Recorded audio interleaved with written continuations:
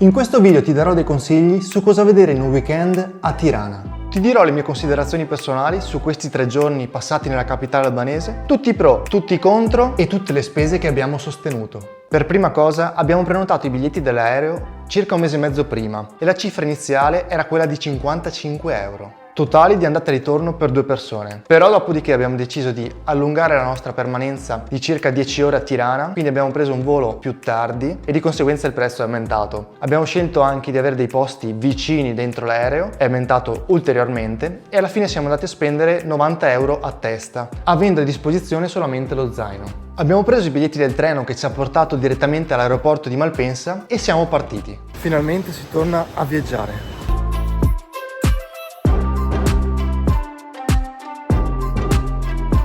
2 ore di volo che in realtà fortunatamente sono state di meno e siamo arrivati anche in anticipo all'aeroporto di Tirana. E una volta atterrati abbiamo fatto gli ultimi controlli con la polizia aeroportuale e la prima cosa che abbiamo fatta è stata quella di cambiare i soldi. Perché in Albania non c'è l'euro, ma c'è la loro moneta locale, il lek. E un euro sta a 100 lek.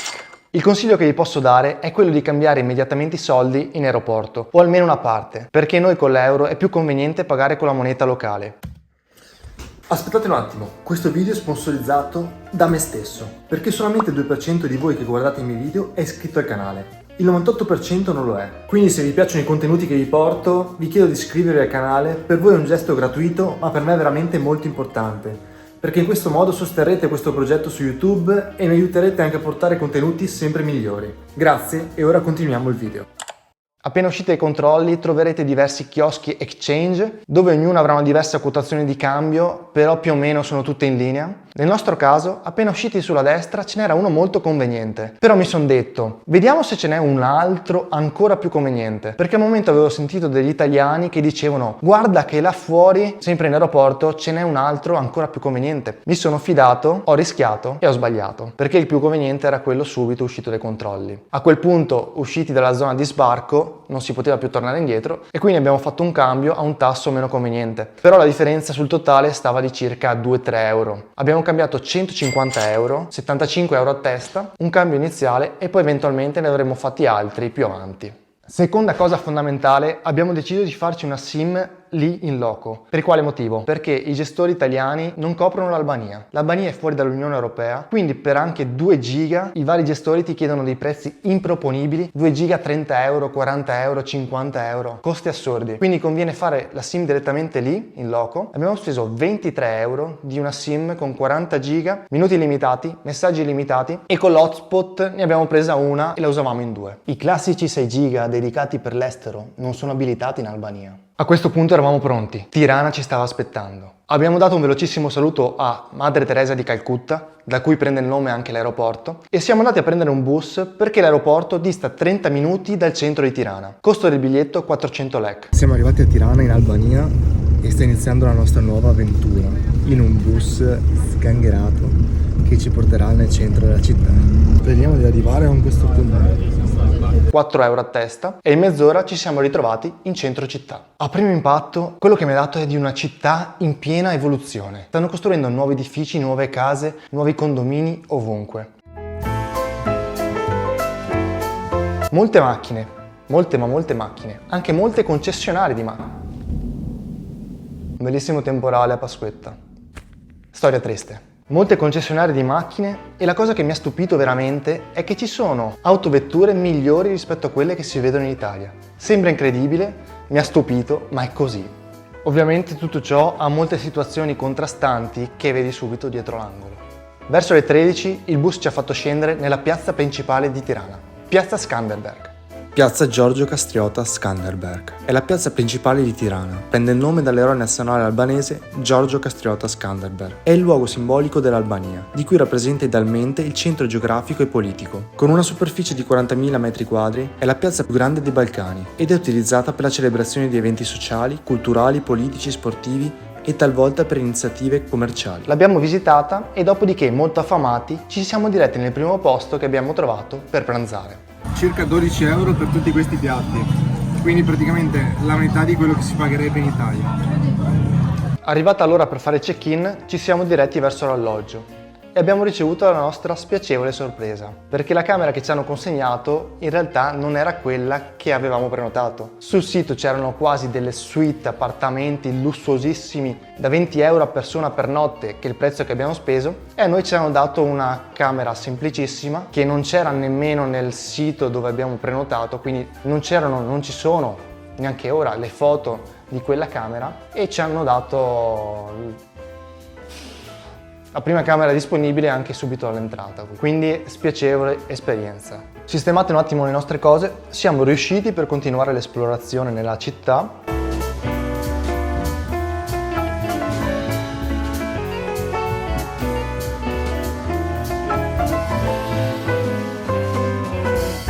E ci siamo fermati nella moschea Hatem Bey.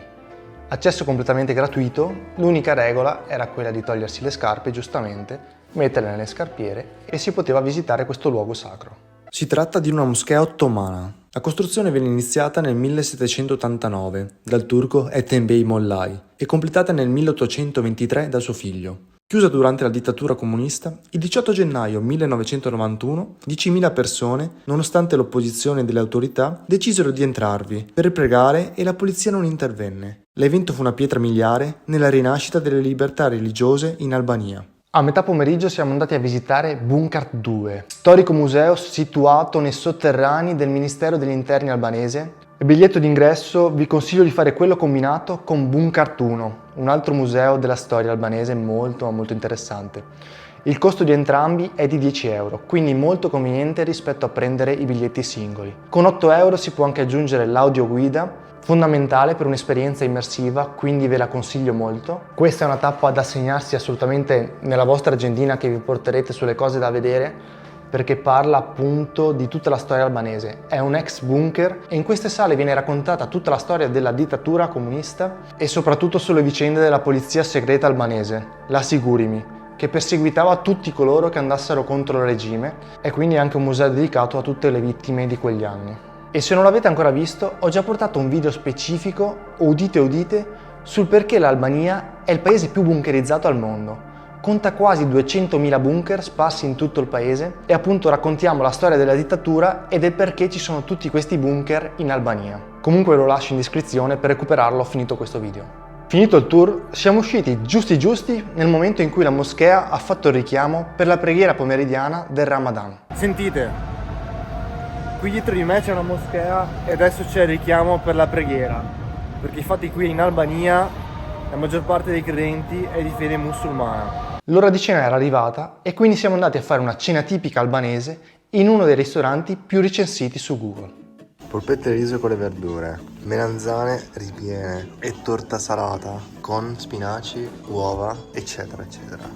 Cibo tipico. Ora sono arrivate le polpette della casa. La melanzana l'ho divorata, non ho fatto tempo neanche a filmare. Veramente buona, speziata. Anche questa carne è molto particolare, mi ricorda la carne croata quindi sempre con delle spezie che ora non so dirvi, però diverse rispetto a quella italiana. Come porzioni ci siamo. Qui in Albania ti danno da mangiare. In Italia forse 1 o 2 ristoranti su 10, 20, 30 ti danno da mangiare. Il giorno seguente, camminando un po' tra le vie dei quartieri più popolari di Tirana, abbiamo visto che molta gente fa dei veri e propri mercatini dell'usato davanti alle loro case. Usano i garage come piccoli magazzini dove vendono cucine usate, elettrodomestici, mobili, armadi, qualsiasi genere di cose. E un particolare che noto immediatamente alzando lo sguardo in alcuni quartieri sono i fili elettrici, perché ce ne sono tantissimi. C'è un agglomerato di fili di cavi che forma delle vere e proprie ragnatele sugli edifici, sui pali elettrici, un po' dappertutto. Arrivati alla fermata abbiamo preso il bus per Bunkart 1, il bunker più famoso, più grande e più sicuro di tutta l'Albania. Situato in periferia a 30 minuti dal centro, man mano che uscivamo dalla città si notava anche tutto il cambiamento circostante, quindi quartieri sempre più popolari. Abbiamo trovato anche delle case demolite con le macerie che arrivavano quasi in strada, fino ad arrivare a questa fermata. Per arrivarci dovete prendere la linea di bus L11 Porcelain. e abbiamo speso 40 centesimi a testa di biglietto dal centro per arrivare fino a lì, quindi molto economico il biglietto del bus. Di questo bunker ve ne abbiamo parlato in modo molto approfondito sempre nel video precedente dell'Albania. Comunque in brevissimo, il bunker fu costruito negli anni 70 come rifugio antiatomico per l'ex leader e dittatore Enver Hoxha. Il bunker contiene più di 300 stanze distribuite in 5 piani sotterranei per un totale di 3.000 metri quadri. E per capire bene tutta la storia che vedete in superficie di questa città, è fondamentale andare sottoterra, appunto in questi ex bunker, per capire veramente la storia.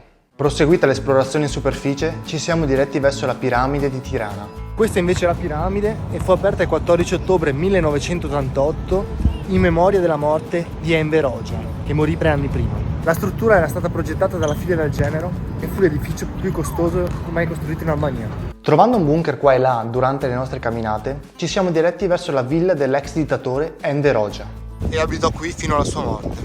E ora ci troviamo nella zona di Bloku, che una volta praticamente era il circondario del Partito Comunista, quindi tutti i maggiori capi responsabili vivevano in questa zona.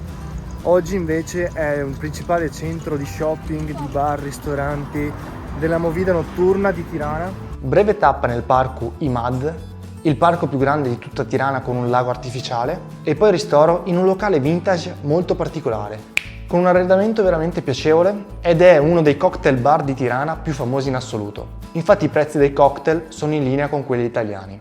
Di notte la città cambia veramente volto e devo dire che è veramente affascinante.